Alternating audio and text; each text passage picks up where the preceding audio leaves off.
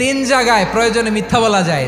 এক নাম্বার, আপনার ওয়াইফকে খুশি করার জন্য, সে একটু এরকম না বলে একটু কৌশল করে বললে খুশি হবে, ওটা বলা যায়। দুই নাম্বার, জীবন মরণের ব্যাপার, যান বাঁচানোর জন্য একটু কৌশল করে ঘুরিয়ে বললেন, এটা জায়েজ। তিন নাম্বার, দুইজন ঝগড়া লাগছে তাদেরকে মিলিয়ে দেওয়ার জন্য কৌশল করে একটু মিথ্যা বলা, ঘুরিয়ে বলা যায়। দুইজনের মধ্যে দেখলেন যে সম্পর্ক খারাপ, একজনরে বললেন, ভাই সে তো ওই দিন আপনার ব্যাপারে অনেক প্রশংসা। কি আমার ব্যাপারে প্রশংসা? কি বললো? এই বললো আপনি নাকি এই করছেন ওই করছেন, অনেক প্রশংসা। লোকটার মন খুশি হয়ে যাবে তার ব্যাপারে, ঠিক কিনা?